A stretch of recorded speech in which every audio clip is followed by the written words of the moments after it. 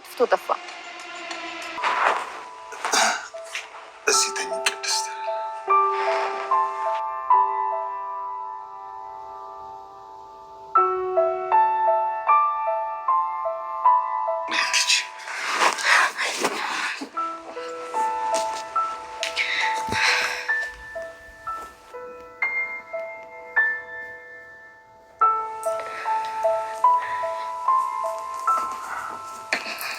ጋሼ ለልጅ እናት ለእኔ ሚስት መሆን ትፈልጊያለሽ? እሺ፣ ግን ፈራሁ። መብራቱ እንዳጥፈው። እሺ አደርግም ነበር። ደግሞ ሽማግሌ ሳይልክ አልሰጥም። ማታ ገፍትሬ ስለወጣሁ ግን ቀረ ብሎታል። ቆይ እንዲያውም ሲመጣ ቤቱን ፏ አድርጊ ይቅርታ ጠይቀዋለሁ ካለኝ እምቢ አልለውም። ደግሞ አልፈለገችኝም ማለት ነው ብሎ ልብ ወደ ሌላ ሴት እንዳይሄድ። በቃ ይኸውልሽ፣ አሁን መውጣት አለብን። ቶሎ ያሉሽን እቃዎች ሰባስብሽ፣ መልሰን ስለማንመለስ ያለሽን ነገር ሰብስቢ። ያራምጡት ምግቡን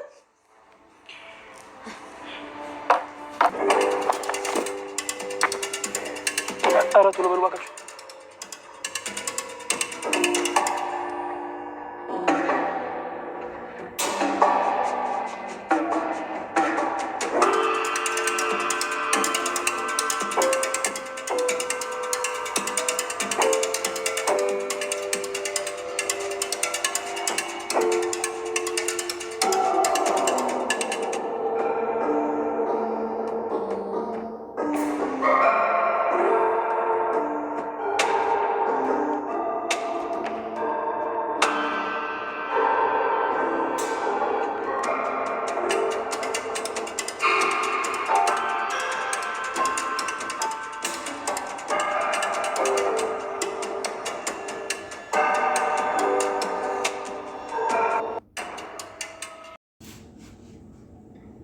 ሰላም ውድና የተከበራችሁ የቻናሌ ቤተሰቦች እንዴት ናችሁ? ደህና ናችሁ ወይ? ሁላችሁም በያላችሁበት ሰላማችሁ ይብዛልኝ።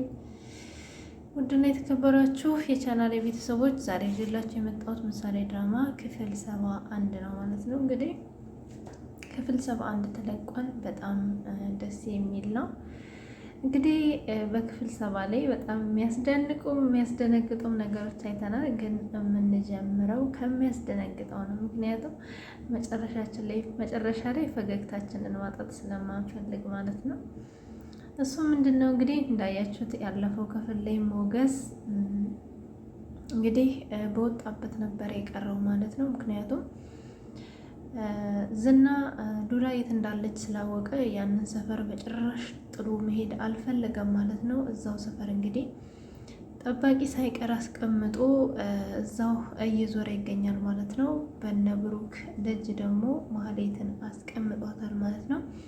ማህሌት እንግዲህ ወደ እነ ብሩክ ቤት በምትሄድበት ሰዓት እህቷን ጠይቃት ነበር አብረን እንሄድ በማለት እሷ ግን አልፈልግም ከዚህ ወዲያ እንግዲህ እምቢ ብላለች ማለት ነው። ኤፍራታ ካሁን በኋላ ከዚህ ጦርነት ውስጥ ራሷን ማግለል ፈልጋለች። ምክንያቱም የዝና ሁኔታ አላማራትም ማለት ነው። ዝናም እንግዲህ ካሁን በፊት እንዳያችሁት ለማህሌት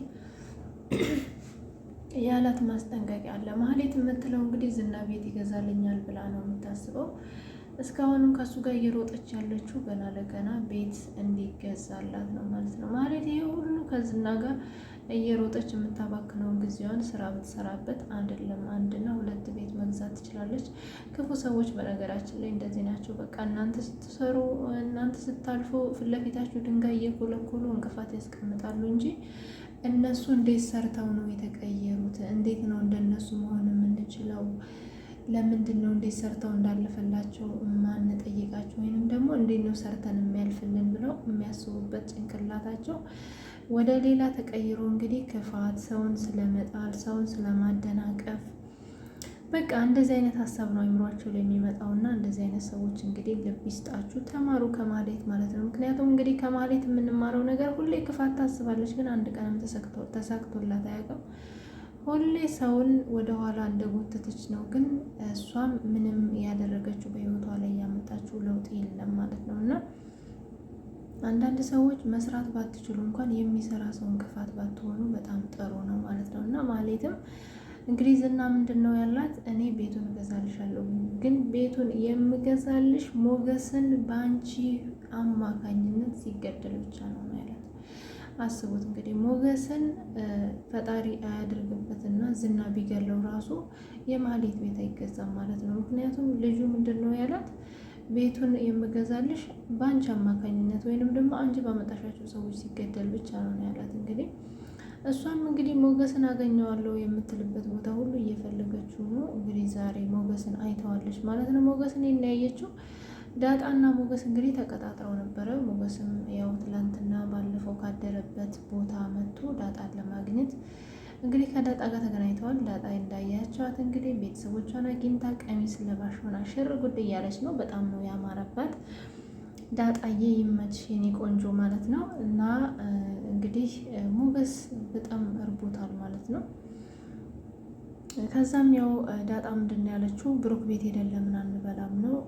ሞገስ ግን እንዴት ደግሞ ገና ይቅርታ ያላለኝን ሰው እንኳን ሄጄ ቤቱ ምግብ እንበላው ይላታል። ይኸውልህ ሞገስ እንሂድና ቅድስት የሰራችው ምግብ እንበላለን፣ አለበለዛ ምንድን ነው ማድረግ ያለብን? ነገር ግን እቤቱ ሄደን ብሩክ ካለ እግረ ላይ ወድቆ ይቅርታ ካልጠየቀህ እንግዲህ እኔ ይቅርታ እንዲጠይቅ አስደርገዋለሁ። የማይጠይቅህ ከሆነ ግን ያቀረቡትን እንጀራ ነው ጥዬ የምመጣው በማለት እንግዲህ ወደ እነ ብሩክ ቤት ይዘው ሄዳለች ማለት ነው። ዳጣ እንግዲህ አይታችሁት ከሆነ ወደ እነ ብሩክ ቤት በሚሄዱበት ሰዓት ማህሌት እዛ አካባቢ ስለሆነች ማህሌት አይታቸዋለች ማለት ነው። ዳጣንና ሞገስን ቀጥታ ምንድን ያደረገችው እንግዲህ ወደ እንትና ነው የደወለችው ማለት ነው። ማነው? ወደ ዝና በመደወል እንግዲህ ዳጣና ሞገስ እዚህ ናቸው ነው ያለችው። ዝናም እንግዲህ ያለው ምንድነው ሉላ አብራቸው አለች ወይ? ሉላ አብራቸው አለች ወይ? እኔ የምፈልገው ሉላ ነው ይላታል። ሉላ አብራቸው የለችም፣ ግን ሁለቱ ወደ ብሩክ ቤት እየገቡ ነው ይላታል። አይ አየሽ አይደለ ሉላ እዚህ ሰፈር ነው ያለችው፣ እዚሁ ሰፈር ነው ያለችው። እኔ እኮ አውቄያለሁ። ሉላ ከኔ ጋር ከተለየች ሳምንት 15 ቀን ሆኗታል። ከዚህ ወዲያ ደግሞ እሷን ማጣት አልችልም። እኔ እሷን ማጣት ለእኔ ሞት ነው። ከዚህ ወዲያ ሞትን አልፈራም እያለ ይላታል። አይ መሞትማ የለብህም ትለዋለች። እንግዲህ እንግዳውስ መጣው እዛው ያሉበት ቦታ እመጣለሁኝ።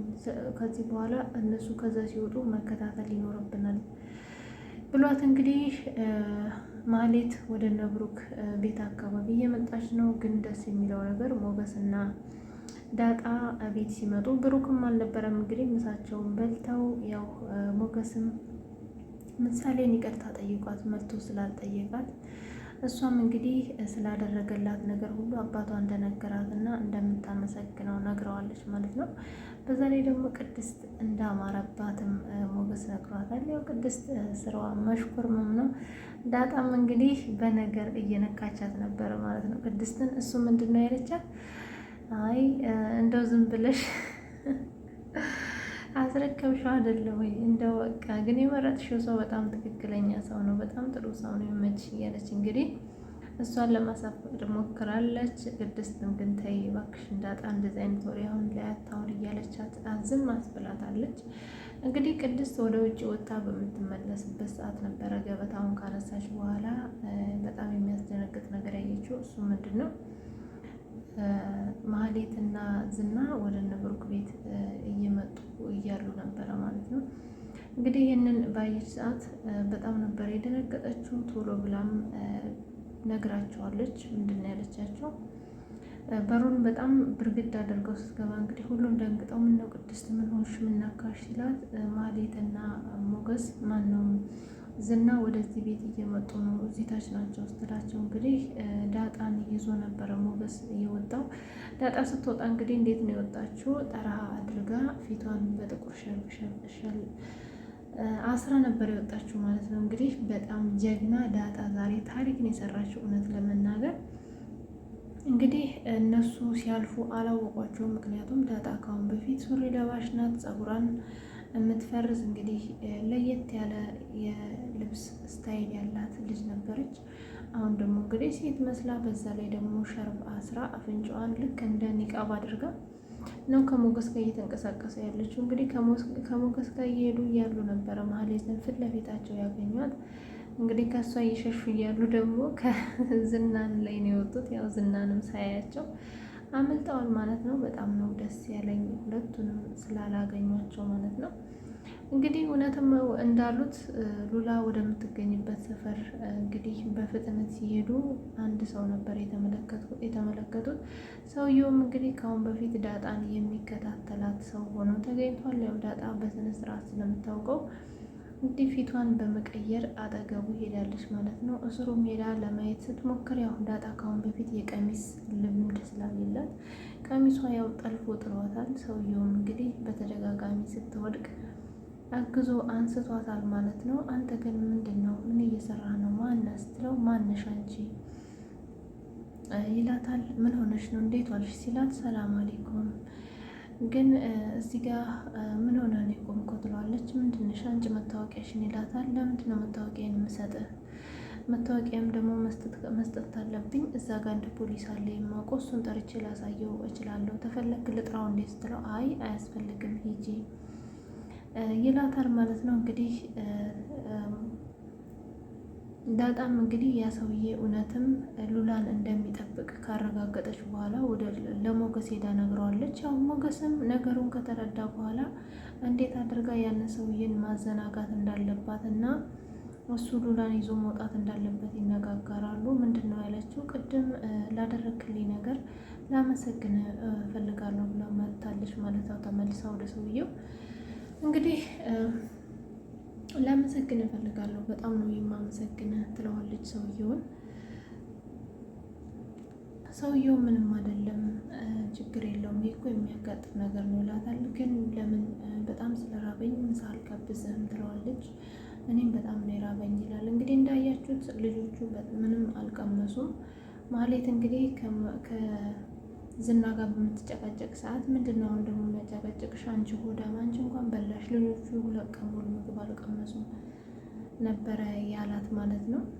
እነሱ እንግዲህ ስላልበሉ ልጁም ስላልበላ እንግዲህ ቶሎ ብሎ ወደ ምግብ ነበረ ሄደው።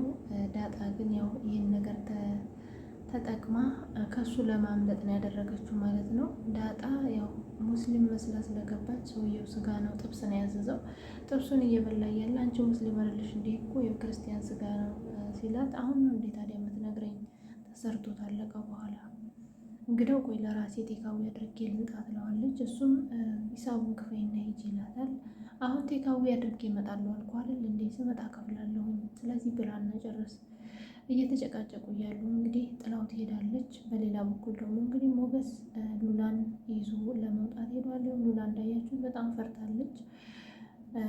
ዝና ካገኘ ይገለኛል፣ የት ነው ያለው? እባክህን ምንድን ነው የሚሻለው እያለች እንግዲህ በጣም ፈርታለች። እሱም ግን ምንም አይደለም፣ ከዚህ በኋላ መሞት ካለብኝ እኔ ነኝ የምሞተው፣ አንቺ ምንም አትሆኝም፣ ስለዚህ ነይ እንሂድ ብሎ እንግዲህ ይዟት ወጥቷል ማለት ነው። እንግዲህ በጣም ከረጅም ሩጫ በኋላ ከዛ ሰፈር ለመሰወር በሚያደርጉበት ሙከራ እንግዲህ ዳጣም ከዛ ሰውዬ ተነጥላ ሸርቧን እንግዲህ ከራሷ ላይ አውርዳ ከነ ሞገስ በኋላ ሞገስ ብላ ትጠራለች ማለት ነው። እንግዲህ ሞገስ ወደ ኋላ ዞር ሲል ያየው ዳጣን ነበረ። ዳጣ እንግዲህ ሉላን ባየች ጊዜ በጣም ነበረ ደስ ያላት። ያኔም እንግዲህ እቅፍ አድርጋ ሰላም እያለቻት እያለች እንግዲህ ሉላን የሚጠብቀው ሰውዬ መጥቷል ማለት ነው። እንግዲህ በቀጣይ ምን የሚፈጠር ይመስላችኋል? በጣም ነው የሚያስደነግጠው በጣም። ምክንያቱም በእርግጥ ሞገስ ከሚያገኛቸው ይሄ ተቀጣሪው ሰውዬ ቢያገኛቸው ይሻላል። ምክንያቱም ሞገስ አይደለም ሉላን አይቶ ይቅርና ሞገስን ማነው ዝና ከሚያገኛቸው ይሄ የተቀጠረው ሰውዬ ቢያገኛቸው ይሻላል። ምክንያቱም ዝና ቀጥታ ወደ ግድያ ነበረ የሚገባው ማለት ነው። ምክንያቱም በህይወት ወደ ወስኖ ነው የመጣው። እንግዲህ በቀጣይ እንዴት ይሆናሉ? እውነት ሉላና ሞገስ ያመልጣሉ ወይስ በዝና እጅ ይገባሉ የሚለው ነገር በቀጣይ በጉጉት የምንጠብቀው ነው የሚሆነው። ደስ ወደሚለው ነገር ስንገባ እንግዲህ ብሩክና ቅድስት ያው እንዳያችሁት ፍቅራቸውን እያጧጧፉ ነው የሚገኙት ማለት ነው። ያው እንዳያችሁት እንግዲህ ቅድስት ያው በጣም ስለምትፈራው ገፍትራው ሄዳለች ማለት ነው። ብሩክን ያው በጠዋት ተነስታ እንግዲህ ክላሱ ስታየው እሱም በጠዋት ተነስቶ ነበረ የወጣው። እሷም እንግዲህ ለምንድን ነው እምቢ ያልኩት እያለች ብቻዋን እየተሽኮረመመች አንዴ ሳቅ፣ አንዴ ኮረፍ፣ አንዴ ፈገግ፣ አንዴ ኮስተር እያለች ተመልክተናታል። እንግዲህ በቀጣይ ምን